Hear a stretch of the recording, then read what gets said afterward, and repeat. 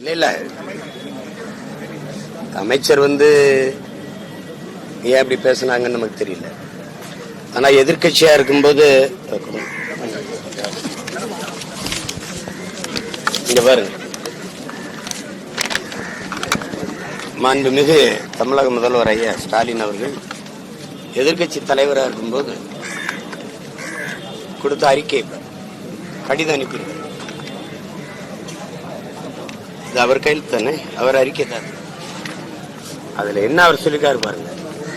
10 முதல் 12 ஆண்டுகளாக NULM திட்டத்தின் சென்னை மாநகராட்சியில் தற்காலிக தூய்மை பணியாளராக பணியாற்றி வந்த 12,000 பேரை திடீரென்று பணி நீக்கம் செய்திருப்பது மிகுந்த வேதனை அளிக்கிறது.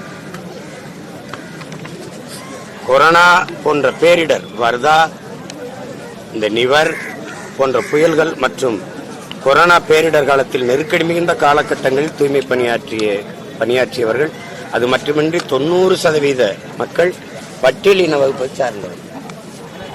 அவர்களுக்கு பணி நிரந்தரம் செய்ய வேண்டும். அதான் கொடுத்துக்காரு. புரியுதா உங்களுக்கு? அதுக்கு என்ன சொல்றாரு? உயர் நீதிமன்ற வழக்கின் முடிவிற்காக காத்திருக்காமல் நீங்க உடனே பணி நிரந்தரம் செய்யணும்னு அன்னைக்கு இருந்த ஆட்சிக்கு நம்முடைய இந்த தூய்மை பணியாளர்களை தனியார்கிட்ட ஒப்படைக்க, இந்த நகரத்தை சுத்தமாக்குகிற பணியை தனியாருக்கு கொடுக்க வேண்டிய அவசியம் ஏன் வருது? அதான் கேள்வி. அப்படின்னா இந்த மாநகராட்சின்னு ஒண்ணு எதுக்கு இருக்கணும்? அதை கலைச்சு விட்டுலாம்ல. உள்ளாட்சிக்கு ஒரு தேர்தல் நடத்தி மாமன்ற உறுப்பினர்களை தேர்வு செய்வது, மாநகருக்கு ஒரு தந்தை ஒரு தாயை தேர்வு செய்யறதெல்லாம் எதுக்கு?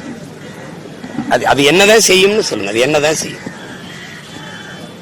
அதுக்கு வேலை என்ன? தனியாருக்கு ஒப்பந்தம் கொடுக்குறாங்க. இந்த அரசு ஒப்பந்தம் கொடுக்குது. தனியாரே கையில இருந்து காசு. தமிழ்நாட்டினுடைய நகரங்களை, முதன்மை நகரங்களை, குறிப்பா தலைநகரை தூய்மையா வச்சுக்கணும்னு ராம்கிங்கிற அந்த நிறுவனத்துக்கு, ஒரு ஆந்திராவை சேர்ந்த ஒரு நிறுவனத்துக்கு, தனியார் நிறுவனத்துக்கு அவ்வளவு அக்கறை இருக்க. அந்த நிறுவனத்துக்கு அரசு எவ்வளவு கொடுக்குது? ஒப்பந்தம் எவ்வளவு கோடிகளை கொடுக்குது? 2700 கோடி கொடுக்குது. ஒரு ஆண்டுக்கு 270 கோடி. அப்படின்னா 10 மாசத்துக்கு எவ்வளவு வருது? 2700 கோடியே கொடுக்குது. இவங்க இப்ப 23,000 கொடுத்தானா அவன் 16,000 வாங்குறான், வேலைக்கு வாங்குறாங்க. தனியார் எப்படி செய்யும்? எந்த மாதிரி செய்யும்? ஒரு குப்பை எழுறத கூட தனியாருக்கு கொடுத்துட்டு உங்களுக்கு என்ன வேலை? அரசு என்ன எல்லாமே தனியார் மயம்னா அரசு என்ன செய்யும் சுயமானு கேட்கிறோம்ல, ஒரு கேள்வி எழுப்புறோம்ல. அது என்னதான் செய்யும்னு சொல்லுங்க. என்னதான் செய்யும்? போக்குவரத்து தனியார் நடத்தணும், கொடுத்துரும். கல்வியை தனியார் நடத்தணும், கொடுத்துரும். மருத்துவத்தை தனியார் நடத்தணும். சாலை போடுதல் பராமரித்தல் தனியார். மின் உற்பத்தி விநியோகத்தை தனியார் கொடுத்துரும். சாராய கடை மட்டும் அதுவே நடத்துங்கிறத ஏற்குதா அந்த சமூகம்? யோசிச்சு பாருங்க. நம்ம மூக்க பிடிச்சிட்டு போடுற குப்பைகளை அவங்க மூலிகை எடுத்து சுத்தம் செய்யறாங்க. நீங்க பால் விக்கிறவன பால்காரங்கிறீங்க, காய்கறி விக்கிறவன காய்கறிக்காரங்கிறீங்க. அப்படிதானே சொல்றீங்க?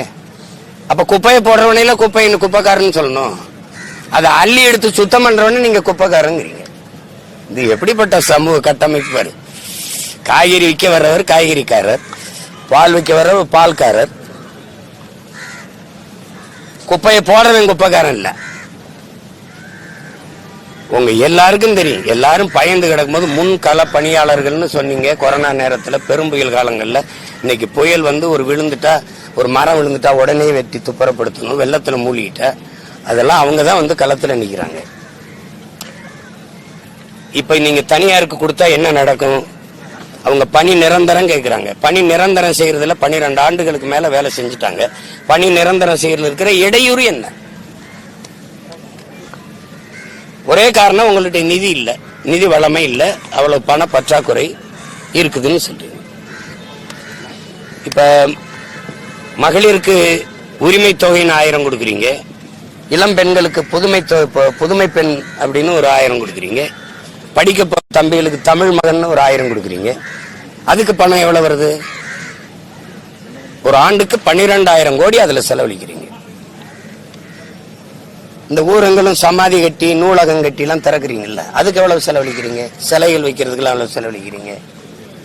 இப்ப மதுரையில ஐயா கருணாநிதி அவர்கள் பெயரில் 200 கோடிக்கு ஒரு நூலகம் கட்டியிருக்கு. நீங்க வாங்க, இந்த நூலகத்துல எத்தனை பேர் உட்காந்து படிக்கிறாங்கன்னு பார்ப்போம். ஒரு நூலகம் எவ்வளவு ரூபாயில கட்டலாம்? நீங்களே சொல்லுங்க, நீங்களே சொல்லுங்க. எத்தனை பேர் உட்கார்ந்து படிப்பாங்க? ஒரு பெருநகரங்கள்ல 1000 பேர் படிப்பாங்களா? ஒரு 3 கோடி செலவழிச்சு கட்டிட முடியாதா? இல்ல 5 கோடி? அதுக்கு எதுக்கு 200 கோடி? பல வழக்கம் கண்ணாடியில் இருந்தா தான் உள்ள படிப்பு வருமா? சொல்லுங்க நீங்க. 540 கோடிக்கு கலையரங்க அங்க மகாபலிபுரத்துக்கிட்ட கட்ட சொன்னது யாரு? கட்ட சொன்னது யாரு? கண்ட செலவு, தேவையில்லாத செலவுகள் எவ்வளவு இந்த நாட்டுல சொல்லுங்க. வீடு தேடி அரசு, அதுக்கு செஞ்ச விளம்பரையே எங்க வீடு தேடி இந்த அரசு வரல? போராடிக்கிட்டு இருக்க வீடு இருக்குல்ல, அங்கேயும் அரசு வரல. உங்களுடன் ஸ்டாலின் போராடுற எங்களுடைய மக்களுடைய ஸ்டாலின் ஐயா வரல? போராடுற மக்களோடு ஏன் ஸ்டாலின் ஐயா வரல? உங்களுடன் ஸ்டாலின் அங்கேயே இல்ல, எங்களுடன் ஏன் வரல? இந்த கேள்விக்கு யார்கிட்ட பதில் இருக்கு? யார்கிட்ட பதில் இருக்கு? தனியார் அல்லல, பொறுப்பா அல்லல. அரசு ஊழியரா இருந்தா அரசு கேள்வி கேட்கும், மாநகராட்சி நடவடிக்கை எடுக்கணும், ஒரு பயம் இருக்கும். பேரிடர் காலங்கள்ல ஓடி வந்து அக்கறையா குப்பை அள்ளுவான், தூய்மைப்படுத்துவான். தனியாற்று கொடுத்தா என்ன பண்ணுவான்? என்ன பண்ணுவான்? இப்ப எங்க மக்கள் போறான்னா அவளை வெறியும் வெளியேற்றிட்டு வட இந்தியால வந்து இறக்குவான். அப்படிதான் நடந்துகிட்டு இருக்கு. இத்தனை ஆயிரம் தொழிலாளியை வெளியேற்றிட்டு வட இந்தியால இருந்து எடுப்பான். அவன் வந்து கொடுக்கறதான் கூலி. அவன் கொஞ்சம் பிரச்சனை பண்ணானா அவனை அனுப்பிட்டு வேற ஒரு பீகார்ல இருந்து இறக்குறத விட்டு குஜராத்ல இருந்து இறக்குவான், குஜராத்ல இருந்து உத்தரப்பிரதேசல இருந்து இறக்குவான். அதான் நடக்கும். சரி, கொள்கை முடிவு எடுத்தாச்சுன்னு அரசு சொல்லுது. எதுல கொள்கை முடிவு? மக்களின் வாழ்வாதாரத்தை பறிச்சு வயிற்றுல அடிக்கிறதுக்கு ஒரு கொள்கை முடிவா? அவன் வேலையை பறிக்கிறது ஒரு கொள்கை முடிவா? மக்களை குடிக்க வைக்கிறதுல கொள்கை முடிவு. டாஸ்மார்க்கு மூட முடியாது, அரசின் கொள்கை முடிவு. பணி நிரந்தரம் செய்ய முடியாது, தனியாருக்கு கொடுத்தே தீரணும், இது கொள்கை முடிவு. இது கொள்கையா? இது கொள்ளையா? இதுக்கு பேர் கொள்கையா? தனியார் முதலாளி கொடுக்கும் போது, உங்களுக்கு ஒரு ஒப்பந்தம் கொடுக்கும் போது 2700 கோடி அப்படின்னா நீங்க அதுல 200-300 கோடி கமிஷன் வாங்காம கையெழுத்து போட்டீங்களா? சொல்லுங்க. இந்த துறை சார்ந்த அமைச்சர் வந்து பார்க்கல. சேகர் பாபுக்கு இதுக்கு என்ன சம்பந்தம் இருக்குது? அறநிலைத்துறை தான் இதையும் பாக்குதா? குப்பைகள் தான் அறநிலைத்துறை இங்க வருதா? சொல்லுங்க. மேயத்தை கேட்டா அவங்களோட உட்காந்து தேநீர் சாப்பிட்டாரு, உங்களோட உட்காந்து சாப்பாடு சாப்பிட்டாரு. ஏங்க, எங்களுக்கு நிரந்தர சாப்பாட்டுக்கு வழி சொல்லுனா நான் உங்களோட உட்காந்து சாப்பிட்டாருல, உங்களுக்கு டாட்டா காட்டினார்ல, இதெல்லாமா ஒரு பொறுப்புள்ள பதவி இருந்துகிட்டு பேசுற பேச்சா இது? பணியாளர்களை மிரட்டுவது, நீங்க வரலைன்னா வேற ஆளை வச்சு வேலை செய்யுங்கிறது, அது கொள்கை முடிவெடுத்தாச்சு. கொடுத்தது கொடுக்கறது தானே, மாற்ற முடியாதா? அதிமுக ஆட்சியில கொடுத்தாச்சு, பல மண்டலங்களே கொடுத்துட்டாங்க, 5-6 கொடுத்துட்டாங்க. நீங்க அப்ப என்ன பண்ணீங்கன்னா தெரிஞ்சுதானே நீங்க இந்த அறிக்கையை கொடுத்தீங்க? நீங்க வந்தா நாங்க மாத்துவோம்னு சொல்லி தானே சொன்னீங்க. அப்ப எப்படி வாக்குறுதி கொடுத்தீங்க? தெரியாம கொடுத்துட்டீங்களா? பெற்று வாக்குறுதிகளை, பொய்யான வாக்குறுதிகளை கொடுத்துட்டு கடைசியா வாக்க பறிக்க கவர்ச்சிகரமான திட்டங்கள் 1000 500 கொடுக்குற, அது கொடுக்குற, உங்களை தேடி. ஓரணியில் தமிழகம்லாம் எப்படி? ஓரணியில் தமிழகம் வந்து குப்பை அள்ளிடுமா? குப்பையை கூட்டி அள்ளுமா? ஓரணியில் தமிழகம், ஓரணியில் தமிழ்நாடு குப்பையை அள்ளுமா? போராடும் வெல்லும் தமிழ்நாடு, போராடும் வெல்லும். இப்ப போராடிட்டு இருக்கு தமிழ்நாடு. எங்க போய் வெல்லும்? தமிழ்நாட்டை தான் போராடிட்டு இருக்கு. போராடும் மக்களினுடைய கோரிக்கையை ஏற்று அதை நிறைவேற்றுவதற்கு ஒரு பிரச்சனைக்காவது இந்த அரசு முன் வந்திருக்கா? ஒரே ஒரு பிரச்சனை, ஏதாவது ஒரு பிரச்சனைக்கு முன் வந்திருக்கா? அந்த போராட்டத்தை அப்படியே நீர் கடிச்சு, இப்ப சுதந்திர தினம் வருது இன்னும் 5 நாள்ல, அதுக்காக எப்படியாவது வீட்டுக்கு அனுப்பிடணும், அப்புறப்படுத்திடணும். அவசரமா நீங்க மக்களின் மனச்சான்றுக்கே இதை விடுவோம். இது எந்த வழியில நியாயம்னு சொல்லுங்க, எந்த வழியில நியாயம்னு சொல்லுங்க. உங்க வீட்டிலே ஒரு வாரத்துக்கு ஒரு 4 நாளைக்கு வாசல்ல நீங்க கொட்டுற குப்பை எடுக்கலைன்னா என்ன ஆகும் பாருங்க. நாடே ஏற்கனவே குப்பை மேடாயிருச்சு. ஒரு அற்ப அரசுகள் ஒரு பிளாஸ்டிக் பாலித்தீன், ஒரு நெகிழி குலைமத்தை தடை செய்ய முடியல. நாட்டை குப்பை மேடாகிற ஒரு இதை தடை செய்ய முடியல. ஏன்னா தடை செஞ்சா முதலாளி பாதிக்கப்பட்டுருவான். முதலாளி பாதிக்கப்பட்டா அவன் இருந்து வர வருவாய் பாதிக்கப்பட்டுரும்.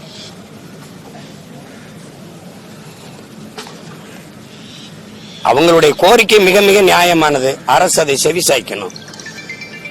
பணி நிரந்தரம் கேட்கறாங்க, 23,000 ரூபாய் சம்பளம் வாங்குறாங்க, அதையே கொடுத்துருங்க, ஒன்னும் இல்ல, எங்களுக்கு பணி நிரந்தரம் கொடுங்கிறாங்க. இப்போ ஓரணியில் தமிழ்நாடுன்னு வீடு வீடுக்கு டிஃபன் கரியர் கொடுக்கறது, வாட்ச் கொடுக்கறது, செல்போன் கொடுக்கறது, ஆயிரம் பணம் உரைக்கல போட்டு கொடுக்கறதுக்கு காசு எங்கிருந்து வந்துச்சு? தனியாக அச்சிட்டுக்கிட்டீங்களா? எங்கிருந்து வந்தது? இவ்வளவு அக்கறையாகவும் சிக்கனமாகவும் நிர்வாகம் செய்யலாம். 10 லட்சம் கோடி கடனை கொண்டு போனீங்க. முன்னாள் நிதியமைச்சர் ஐயா பள்ளிவேல் தியாகராஜன் சொல்றாரு, மின்துறையிலையும் போக்குவரத்து துறையும் 1 லட்சம் கோடி ஒவ்வொரு லட்சம் கோடி 1 லட்சம் கோடி 2 லட்சம் கோடி இழப்பு இருக்கு. இலவச பஸ் கேட்டோமா? நாங்க கேட்டோமா? அந்த கடனை காரணம் காட்டி முதலாளிகிட்ட கொடுத்துருது, தனியா முதலாளிக்கு. உனக்கு இழப்புல வர்றது முதலாளிக்கு எப்படி லாபத்துல போகுது? அரசுக்கு இழப்பில் போவது தனியார் முதலாளிக்கு எப்படி லாபத்துல வருது? இப்ப கொஞ்சம் கொஞ்சமா அதானி மீட்டர் ரீடிங், அதானி மின் கட்டணத்தை பதிவு எடுக்கிறது அதானிட்ட கொடுக்குது. அதானிட்ட கொடுத்தாச்சு. பல இடங்கள்ல மீட்டர் இந்த ரீடிங் மீட்டர் மேல அதானின்னு எழுதி இருக்குது. அவன் தான் மின் உற்பத்தி செய்யறான். சூரிய ஒளியில மின் பூங்கா, காற்றாலை, திருப்பி அவனே விண்டு மில்லாம் அவன் தானே போடுறான். இப்ப அவனே மின்சாரத்தை விற்பான். ஒரு யூனிட் மின்சாரம் 10-15 ரூபாய்னாலும் நீ வாங்கித்தாகணும். ஏன்னா இருட்டில் இருக்க முடியாதுல்ல. மிக அத்தியாவசியமான ஒன்றாக மின்சாரம் மாறிவிட்ட போது அது தனியாற்ற கொடுத்தா அவன் தீர்மானிக்கிறது தானே வேலை. இந்த அரசு எவ்வளவு பெரிய குப்பை, வீசி போன நாரி போன குப்பைங்கிறது, குப்பை அள்ளி தூய்மைப்படுத்தின மக்களை குப்பை மாதிரி ரோட்ல கொட்டி வச்சிருக்கிறதே சான்று. பாத்துக்கிறீங்க. ஒரு கவனம் இல்லது, ஒரு கவனம் இல்லை.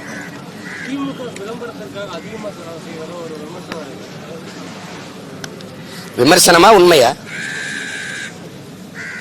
நீங்க என்ன இப்படி ஒரு கேள்வி கேட்கிறீங்க? ஒரு விமர்சனம் இருக்குங்கிறீங்க, ஒரு உண்மைன்னு சொல்லுங்க. பெரும் உண்மை அது. குடும்ப தலைவிகளுக்கு நான் உரிமை தொகை 1000 ரூபாய் கொடுப்போம்ங்கிறத செப்டம்பர்ல கொடுப்போம்ன்றத ஜனவரியிலிருந்து விளம்பரம் செஞ்சாங்க. இப்ப உங்களுடன் ஸ்டாலின், வீடு தேடி அரசு, இதெல்லாம் இங்க நடந்து போகும்போது இந்த பெரிய பெரிய மெட்ரோ தூண்கள்ல நீங்க விளம்பரம் பாக்குறீங்களா இல்லையா? அதுக்கு எவ்வளவு கோடி செலவு பண்ணிருப்பீங்க? எவ்வளவு கோடி செலவு பண்ணிருப்பீங்க? நான் முதல்வன் திட்டம், அது என்ன முதல்வன்? நான் முதல்வன் என்னது? அதுல என்ன உச்சரிக்கும் போது ஒவ்வொருத்தனுக்கும் நான் முதல்வன், ஓ நான் முதலமைச்சர் போல் இருக்கு, நான் முதல்வன், நான் முதல்வர் போல் இருக்குன்னு நினைச்சுக்க வேண்டியதான். இதுக்கு சேவை அரசியல் தெரியாது, செயல் அரசியல் தெரியாது. திராவிட கட்சிகள், இந்திய கட்சிகள் செய்தி அரசியல் மட்டும்தான் செய்யும். இது தேர்தல் அரசியல், கட்சி அரசியல் தான் செய்யும். மக்கள் அரசியல் செய்யாது, செய்யாது, செய்யாது. வெற்று வாக்குறுதிகளை கொடுத்து பசப்பிணிப்பு வார்த்தைகளை பேசி பேசி ஏமாற்றும். காதிலேயே தேன்களை ஊத்தும். தேனை குடம் கணக்கா, லிட்டர் கணக்கா தேனை காதிலே ஊத்தும். வாயில ஒரு சொட்டு கூட வைக்காது. இதுதான் இந்த ஆட்சி.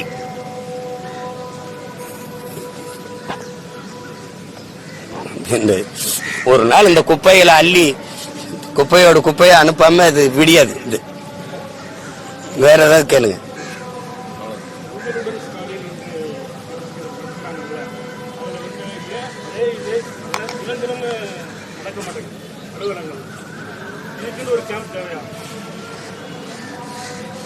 இதுக்கு நான் என்ன சொல்றது? அவர் தான் சொல்லணும்.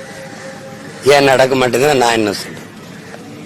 இப்ப எங்களுடன் முதல்வருக்கு இல்லையே, நாங்க போராடிட்டு இருக்கோம். நேத்து போராடணும், அதுக்கு முன்னாடி போராடணும். எங்களுடன் முதல்வர் ஏன் வரல? எங்களுக்கு அவர் முதல்வர் இல்லையா? இந்த 10 நாளா போராடிக்கிட்டு இருக்க மக்களுக்கு யார் முதலமைச்சர்? யாரு முதலமைச்சர்? அந்த கட்டடத்துக்குள்ளதான் போறாங்க மேயர் எல்லாம். அவங்க உட்கார்ந்து பேசி என்ன பிரச்சனை வாங்க தீர்ப்போம்னு இல்லையா? அப்படி ஏதாவது பேச்சுவார்த்தை நடந்திருக்கா? போராட்டம் மூலமா முதல்வருக்கு என்ன சொல்ல விரும்புறீங்க? நீங்க கொடுத்த வாக்குறுதியை நிறைவேற்றுங்க. நீங்க 2021 தேர்தலில் வென்று முதல்வர் ஆகிறதுக்கு முன்னாடி எதிர்கட்சி தலைவராக இருக்கும்போது நீங்க கொடுத்த அறிக்கை, நீங்க கொடுத்த வாக்குறுதியை நிறைவேற்றுங்க. எல்லாத்திலுமே புதுசா இல்ல. பணி நிரந்தரம் கேட்டது ஆசிரியர் பெருமக்களுக்கு, பகுதி நேர ஆசிரியர்கள் நிரந்தரம் கேட்டது, சம வேலை சம ஊதியம் கேட்டது, எல்லாருக்கும் அவர் கொடுத்த வாக்குறுதியை நிறைவேற்றுங்கன்னு தான் சொல்றோம். புதுசா நாங்களாம் ஒன்னும் கேட்கலையே.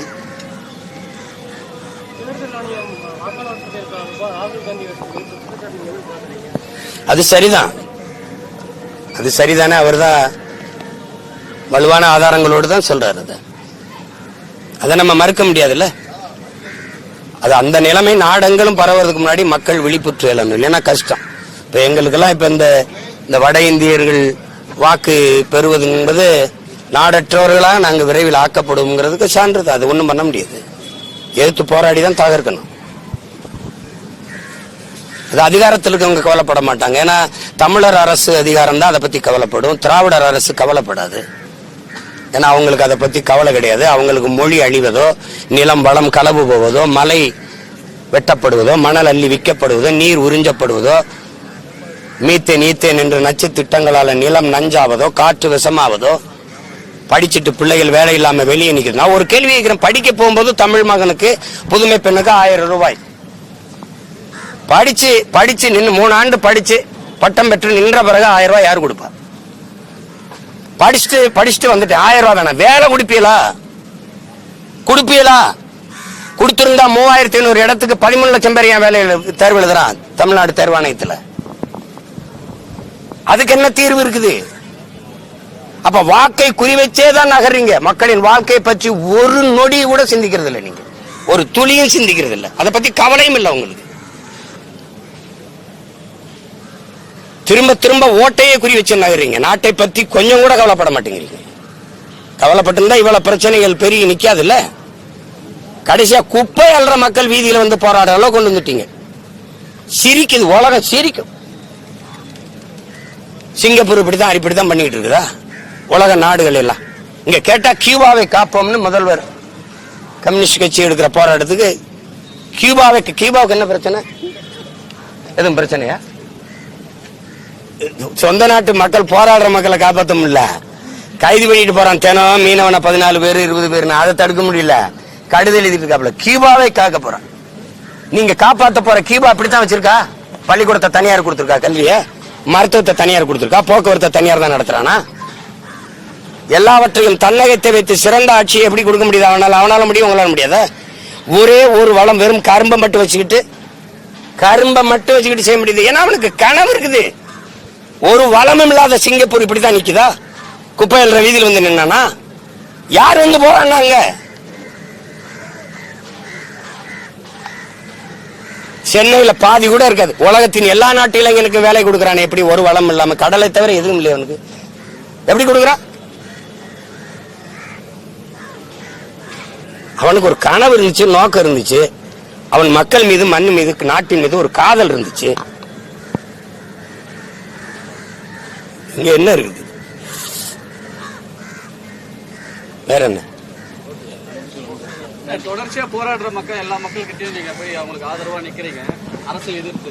ஆனா அந்த அரசு முதல்வர்கிட்டே நீங்க பணம் வாங்கிட்டு ஒரு சிலர் விமர்சனம் பண்றாங்க. அவங்களுக்கு என்ன சொல்றது? பணம் கொடுத்துதான் எனக்கு எதிராக போராடுன்னு சொல்றாப்ல. ஒரு பைத்தியக்கார கூட்டம், பிச்சைக்கார கூட்டம், வாடகைக்கு விட்டு பழகிற கூட்டம் போயிட்டே தெரியும். அதை போய் பொருள்படுத்திக்கிட்டு இருக்க முடியுமா என்ன?